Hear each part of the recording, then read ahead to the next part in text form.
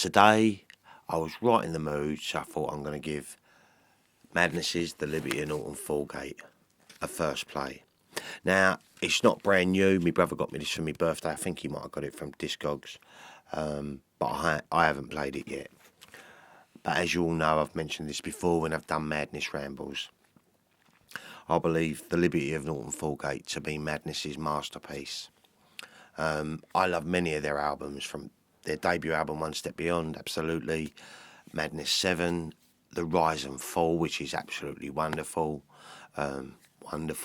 Keep Moving, even the latter, Love Can't Touch Us Now, Wee Wee Sa Sa, Ja Ja La La. So, what do we know about The Liberty of Norton Falgate? The Liberty of Norton Falgate is the 9th studio album by Madness, released on the 18th of May 2009 on Lucky 7 Records. The band worked on the album for close to 3 years, and it was their first album with new material on it since Wonderful back in 1999. It reached number 5 in the UK charts on the 24th of May 2009, their highest charting studio album since Madness 7 back in 1981. The album also charted number 1 in the UK independent chart, and it went gold in the UK October 2009. So well done, Madness. Well deserved. This is something else. There's also a 64-minute concert movie of this, done by Julian Temple. Julian Temple, who directed The Great Rock and Roll Swindle, Absolute Beginners, The Filth and the Fury, and the latest Sex Pistols concert movie, There Will Always Be in England. Falgate screened in London Independent Film Festival on the 17th of April 2009. So, I suppose it'd be rude not to, wouldn't it?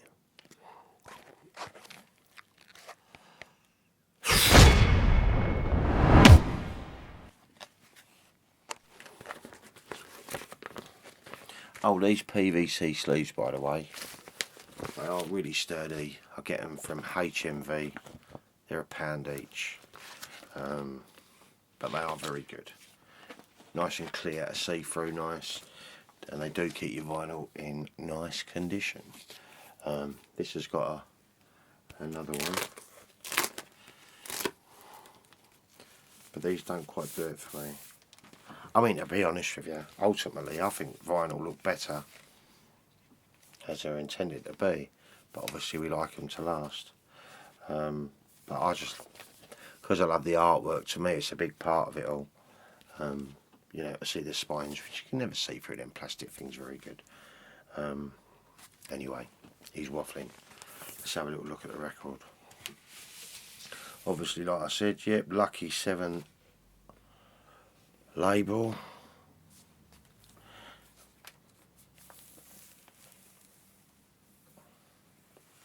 Whoa, that is clean as a whistle. Look at that. Was that mint, by the way, bruv? My brother bought me this. Look at that. Clear as a bell. So, side 1. We Are London. Yeah, it should start off with the overture, but obviously I haven't played this, so I don't know. There's like a little overture prior to We Are London, but we will see in a minute. I'm just going to give it a little quick clean with me microfiber cloth, but it did look absolutely mint.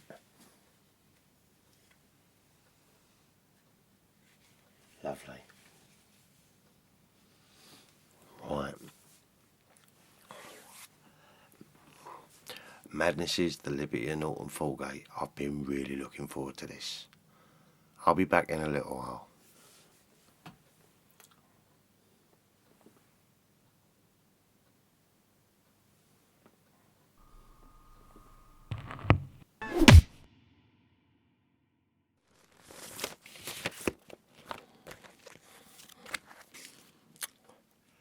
terrific.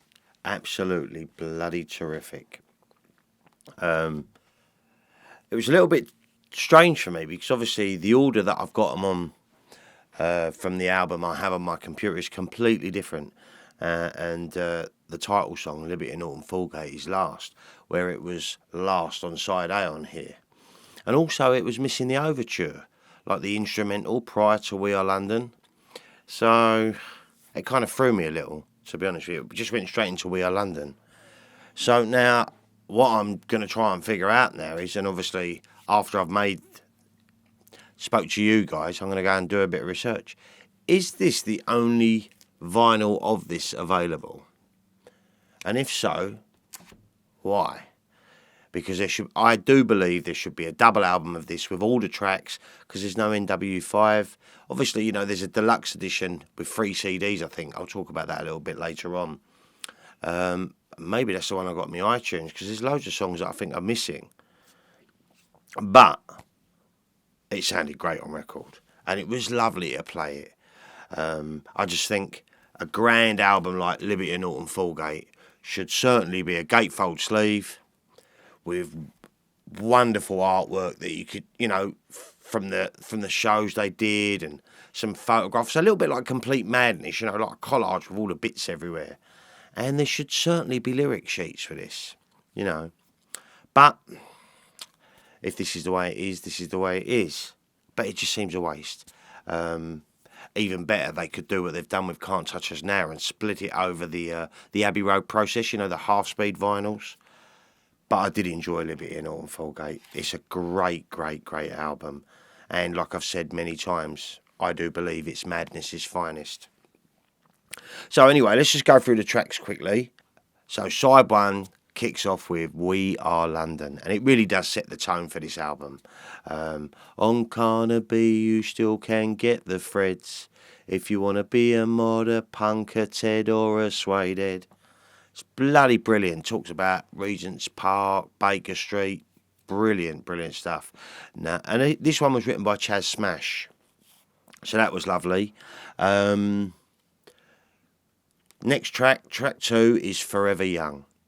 This was the 4th and last single taken from this album.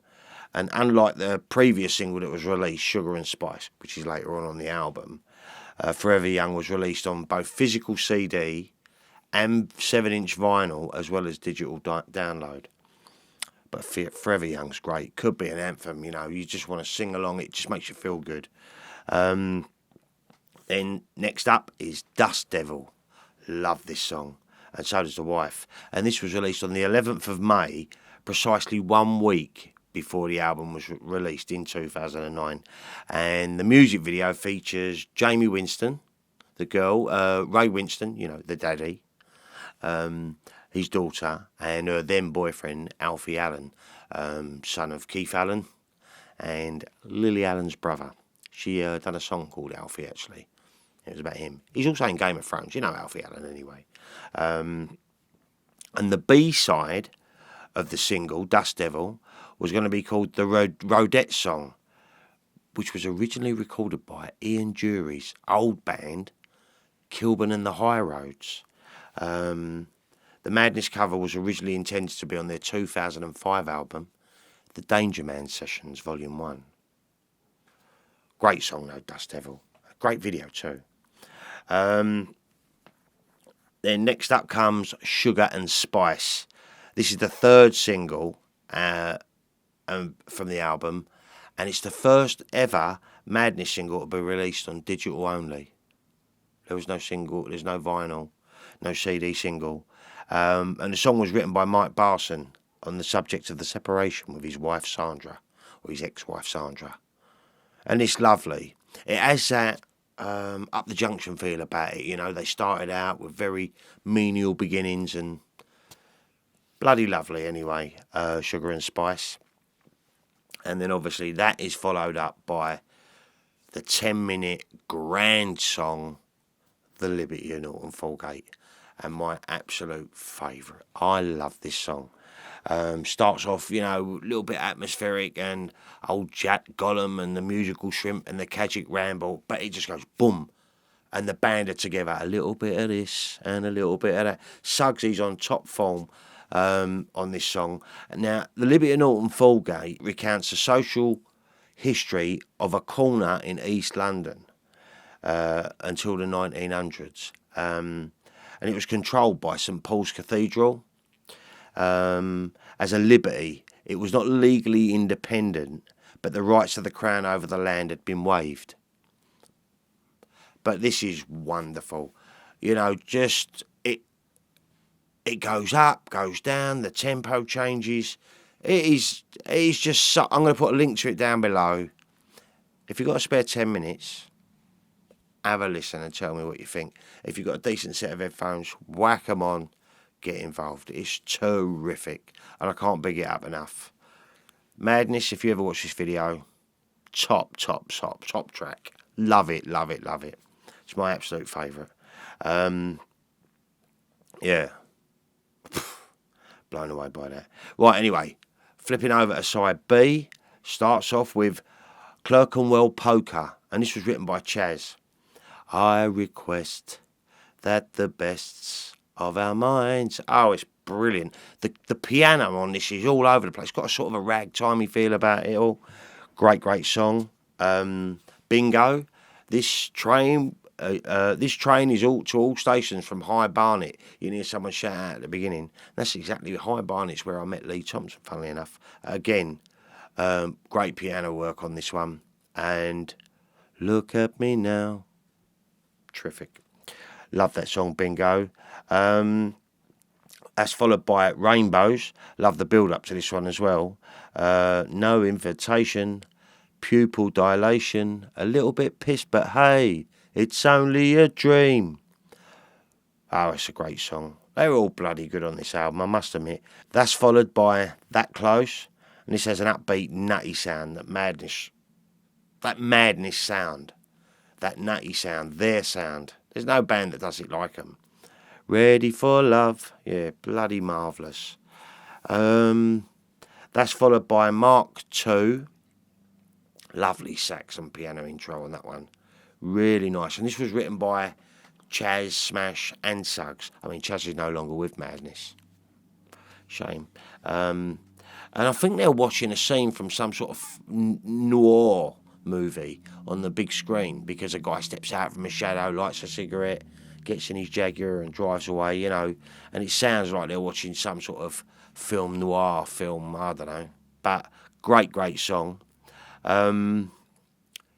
That's followed by Idiot Child. And that actually mentions Mrs. Hutchinson. Well, Mrs. Hutchinson was a character, and I'm sure she would have died by now. She was on the album Madness 7 back in 81. Brilliant song. Idiot Child, clutching at life, always made to grow up, always told to shut up. Didn't have a chance, really, did he? Brilliant song, though. Love that. And it finishes the album with On the Town, featuring Rhoda Darker. Now, Rhoda Darker used to be in a band called The Body Snatchers, Do Rock Steady and all that lot. Brilliant. And also she done The Boiler. Do you remember The Boiler? Jerry Damus and Rhoda Darker. Quite a powerful song, that one. Yeah.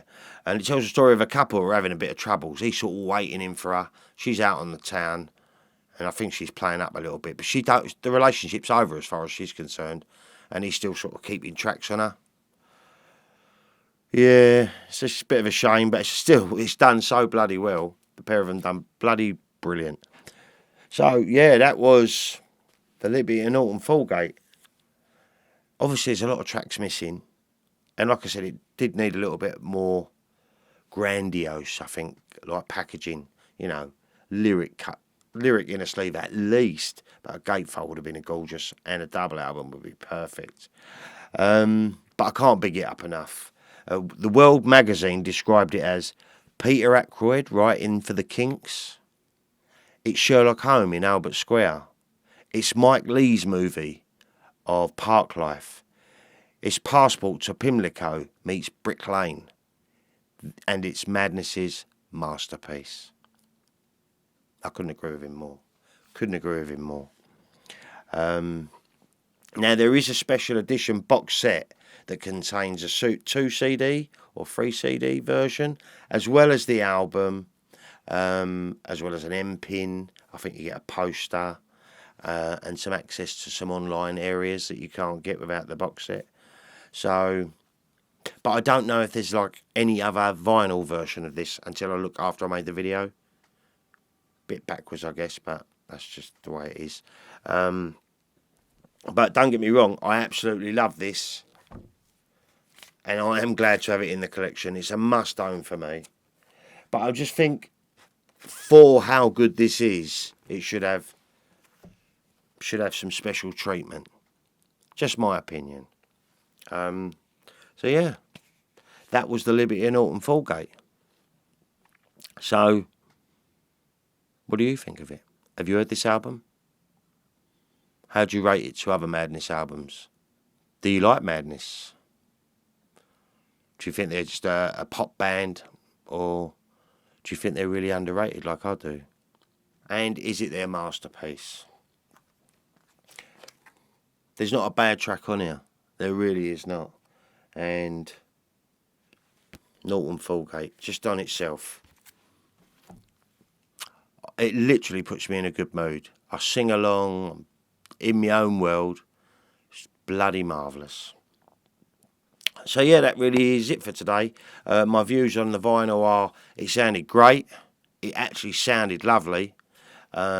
Little bit confused, like I said, about the No Overture at the beginning, because I'm just so used to having that on there. And then going into We Are London. That's, yeah, awesome album. And comes highly recommended by me. Just please, Madness, do a deluxe album on vinyl. Coloured would be nice. So yeah, that's it for today then, really, guys. I'm expecting a package from D'Agostini this week. They said mid-June. So, bit of luck, they don't try and ruin my life. Hopefully I'm going to get another video done this week. It really just depends how battered I am after I get home from work.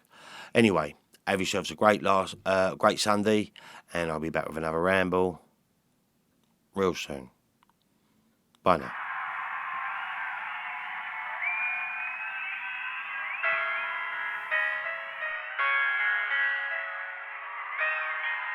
This is the story of the liberty of an Norton Falgate.